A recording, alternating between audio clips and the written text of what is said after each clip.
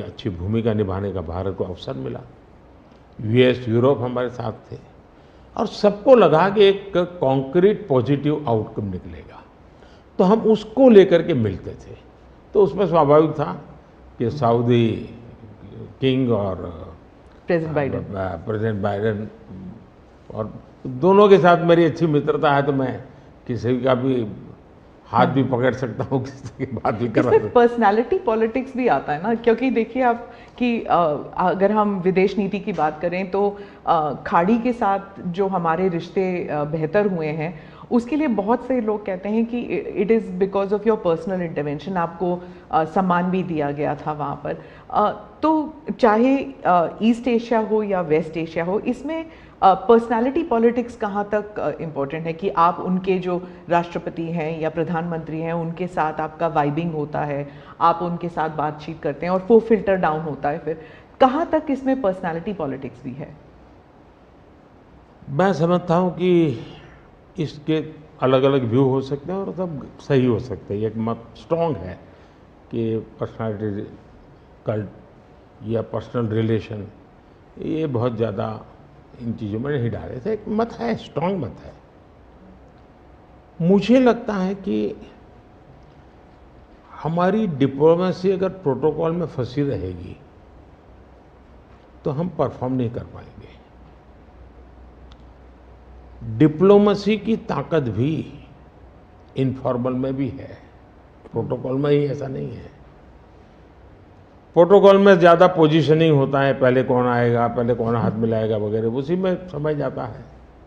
तो मैंने शुरू से देखा कि भाई जैसे मेरी शपथ हुआ था, बड़ा इंटरेस्टिंग है।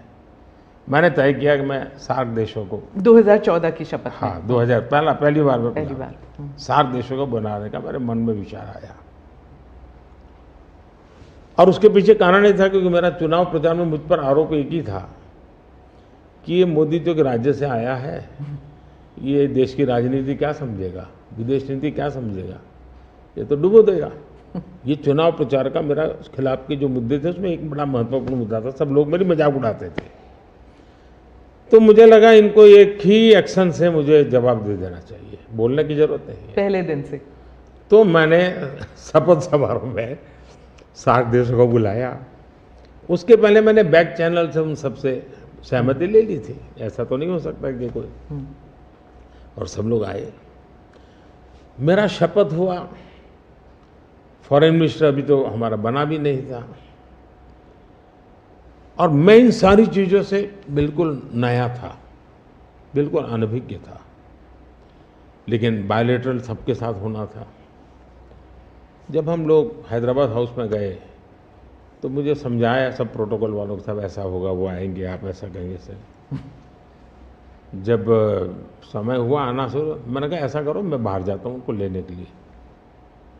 तो सारी सिस्टम हिल गई थी कि यार अपने प्रधानमंत्री गेट पर जाएंगे। सारी मेरी एमईए की प्रोटोकॉल की जो दुनिया थी ना, उसके लिए वो पहला ही दिन बड़ा गजब होता और मेरे लिए वो एक एक्शन सारे मेरे दरवाजे खोल दिए थे।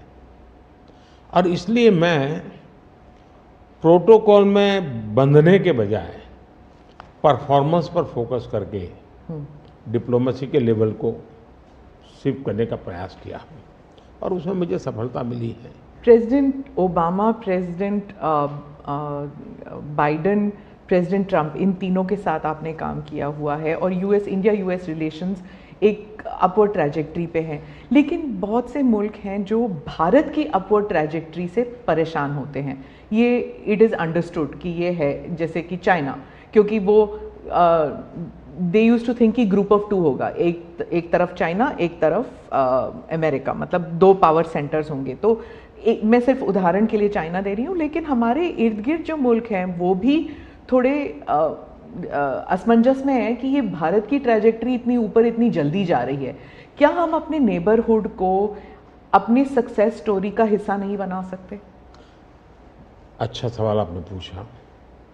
हमारी डे 1 से पॉलिसी है, एक नेबर फर्स्ट, दूसरा एक्ट ईस्ट, तो जो हमारे ईस्टर्न पार्ट के जो हमारे आसियान कंट्री के देश हैं, उसमें हमने एक्ट ईस्ट पॉलिसी लिया है।